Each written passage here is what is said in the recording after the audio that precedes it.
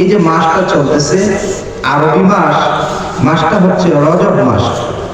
আপনারা বলুন এই মাসটার নাম কি? রজব মাস।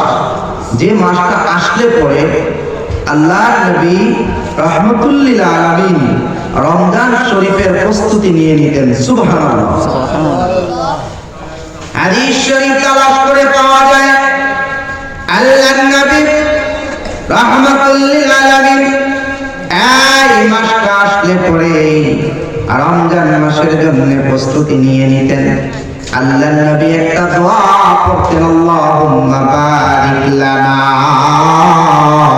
ফি রজব ওয়া শাবান ওয়া বাল্লিগনা ইলা রমাদান। আল্লাহ আমাদেরকে রজব এবং শাবান মাসের যত রহমত বরকত নিয়ামত রেখেছ ওগুলো আমাদেরকে দান করে দাও এবং আমাদের হায়াতকে তুমি বৃদ্ধি করো আর আমাদেরকে রমজানুল মুবারক পর্যন্ত পৌঁছিয়ে দাও। সুবহানাল্লাহ।